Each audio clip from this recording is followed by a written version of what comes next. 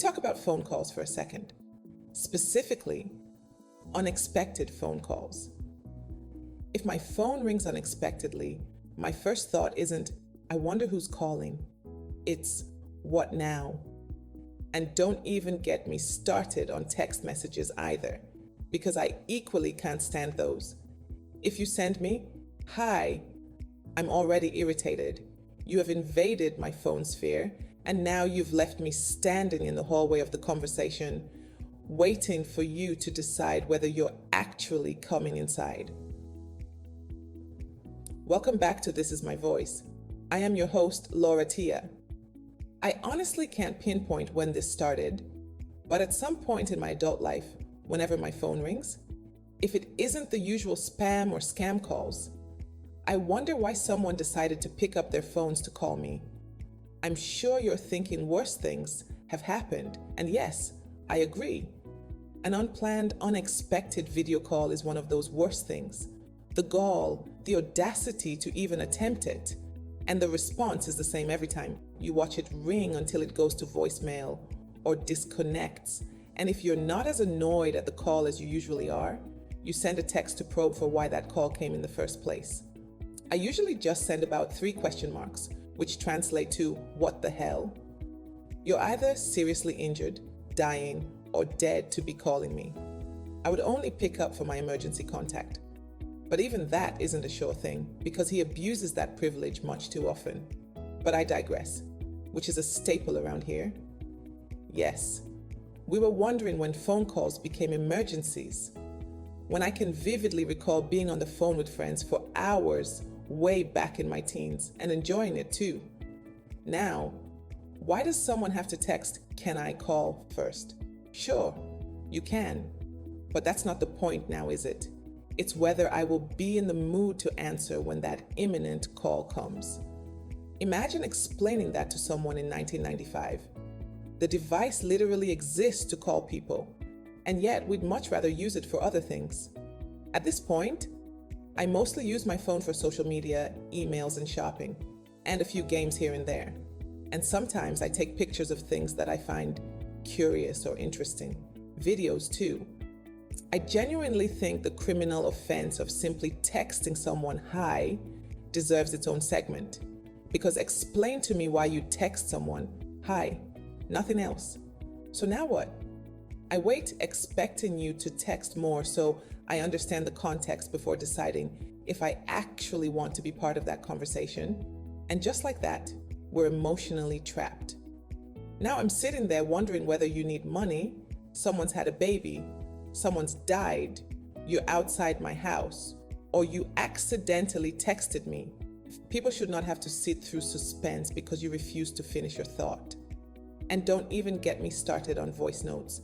Tell me why you decided to send a voice note when I sent you a text. Make it make sense. Why would you change the manifesto midway? Since I usually can't listen to any voice notes, especially without my AirPods, because I don't know what fresh hell you've concocted. I have to say, if your fingers were able to produce the first text message, I'm sure they can do the same a second time. To be perfectly candid, there have been times where I've sent a voice note because I was too exhausted to produce what's in my head into a series of text. But I let the other party know prior to sending one, and I make sure everything I need to say is recorded. You can't send me a, "Hey, how's it going?" voice note and feel proud of yourself. I'm starting to either archive or block the ones who decide to complicate communication for me. Now, let's really talk about this as we do on TIMV. When did communication stop feeling like connection and start feeling like interruption? Are we communicating more or contacting each other more? We've never been easier to reach, and somehow we've never been harder to talk to. As much as we try to lie about it, we're always on our phones, maybe save for when we're at work, but we're glued to it a majority of our free time, and it exists solely for easier, constant accessibility to friends, family, and foes alike. So, with that constant accessibility, there is an expectation of immediate replies because we all know we're usually always not too far away from our phones to miss the notifications. And those things are almost always busy with notifications and such. We carry the world in our pocket, and our phones have become portable offices that the world now assumes, no, scratch that. The world expects we're available at all times. I guess this raises a more pertinent question. In this age of technology and technological advancements that we masquerade as being for better communication and connections, are we actually communicating more, or are we simply contacting each other more? There is a huge difference. When was the last time you called or chatted with a friend, family, or foe and not have it feel like a chore, like you'd need to recover from that social activity for the next couple of weeks? When did you see an incoming call and eagerly and willingly pick up because you wanted to have a conversation, feel their presence, and spend quality time with them via phone? Your love interest or your latest talking stage specimen doesn't count. When was the last time you told someone, we should catch up soon, and actually followed through? Did you call or text? I don't think I dislike people, and I'm not saying I particularly care for them either. I sit comfortably in the gray area of aura for aura. What I dislike is interruption. Of course, I am one of those who'd appreciate you giving me heads up before calling me if we're not close. The people I'm close enough to call friends know that about me. We text to open the conversation and get a feel of our energy levels. And at that point, we don't even do heads up, we just call and chat. However, for video calls, I don't care how close we are. If it is unexpected, I don't pick those. It's the equivalent of you dropping by my house unannounced.